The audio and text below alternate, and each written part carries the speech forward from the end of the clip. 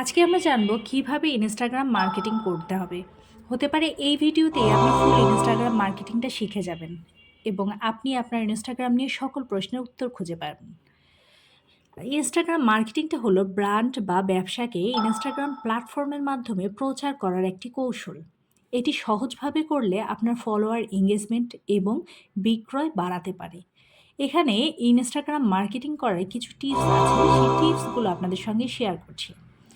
First tips, profile optimisation করুন। আপনার Instagram যে প্রোফাইলটা আছে, এই প্রোফাইলটা একটু আকর্ষণীয় এবং পেশাদার করুন। যেন সবাই এক বাক্যে দেখে বলে, না এখানে একটু ঢুকে দেখি, এখানে কি আছে। প্রোফাইলে যে ইমেজটা আছে, সেই ইমেজটা একটু সুন্দর ইমেজ দিন, অ্যাট্রাকটিভ ইমেজ দিন। তারপর বায়োতে আপনি এক কথায় বোঝানোর চেষ্টা করুন আপনি কী সার্ভিসটা দিতে চান। এবং হ্যান্ডেল নেম যেটা থাকবে সেটা একটু সহজ এবং মনে রাখার মতো হ্যান্ডেল নেম দেবেন। পয়েন্ট নাম্বার 2, লক্ষ্য নির্ধারণ করুন।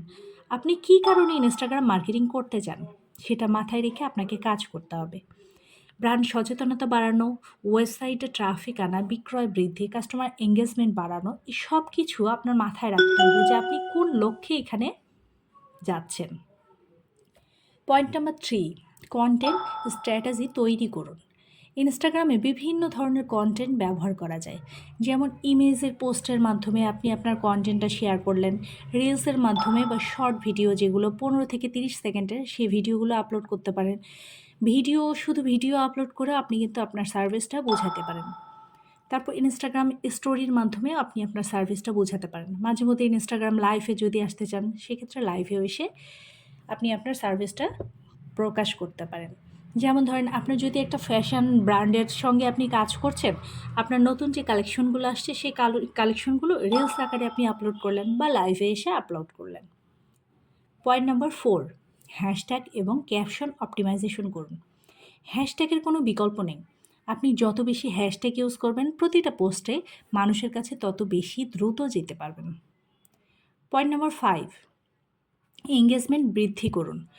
আপনি খেয়াল করে দেখুন, আপনি যে পোস্টগুলো করছেন সেই পোস্টের মধ্যে কোন পোস্টে বেশি মানুষ পছন্দ করছে, সেই ক্যাটাগরির পোস্টগুলো আপনি রেগুলার চালিয়ে যান। লাইক, কমেন্ট, শেয়ার এগুলো কিন্তু গুগল পছন্দ করে। তাই আপনাকে করতে হবে, যেটাতে আপনার এঙ্গেজমেন্ট বেশি আসছে সেই ক্যাটাগরির পোস্টগুলো করতে হবে। এই ক্ষেত্রে আপনি আপনার ফলোয়ার্সদের প্রশ্ন করতে পারেন, পোলে অংশ নিতে বলতে পারেন, কমেন্টে উত্তর দিতে পারেন। এতে আপনার এঙ্গেজমেন্ট, লাইক, কমেন্ট এগুলো কিন্তু বেড়ে যাবে। পয়েন্ট নাম্বার 6, ইনফ্লুয়েন্সার মার্কেটিং করতে পারেন। জনপ্রিয় ইনস্টাগ্রাম ইনফ্লুয়েন্সারদের মাধ্যমে ব্র্যান্ড প্রচার করতে পারেন।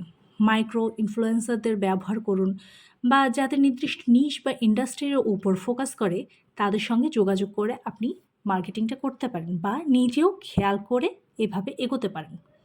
পয়েন্ট নাম্বার 7, ইনস্টাগ্রাম অ্যাডস ব্যবহার করতে পারেন। আপনি অর্গানিক ওয়েতে যদি না সফল হন, সেক্ষেত্রে পাশাপাশি আপনাকে বুস্টের মাধ্যমে আপনি এটা চালিয়ে যেতে পারেন। তবে দিন শেষে বেশিরভাগ মানুষই কিন্তু অর্গানিক ওয়েতে আনার চেষ্টা করে। আপনারও টার্গেট থাকতে হবে, আপনি অর্গানিক ওয়েতেই ট্রাফিকে যে অরিজিনাল কাস্টমারগুলো আছে তাদেরকে এনে দিতে হবে। পয়েন্ট নাম্বার 8, অ্যানালাইটিক্স পর্যবেক্ষণ করুন। এটা খুবই ইম্পর্টেন্ট একটা ইস্যু। আপনার কোন পোস্টে কতজন মানুষ রিচ করছে, কোন পোস্টে কতজন মানুষ লাইক, কমেন্ট, শেয়ার করছে, এগুলো আপনাকে খেয়াল রাখতে হবে এবং সেই ক্যাটাগরির পোস্টগুলো আপনাকে রেগুলার চালিয়ে যেতে হবে। সর্বশেষে যেটা বলবো, ইনস্টাগ্রাম মার্কেটিং সফল করতে সঠিক কৌশল, এঙ্গেজমেন্ট বজায় রাখা জরুরি। সৃজনশীল কন্টেন্ট তৈরি করুন, ইনফ্লুয়েন্সারদের সাথে কাজ করে এবং ডাটা বিশ্লেষণ করে আপনি সহজেই আপনার ব্র্যান্ডকে সফল করতে পারেন। ভিডিওটি কেমন লাগলো অবশ্যই কমেন্টে জানাবেন। আজ এ পর্যন্ত, ভালো থাকুন।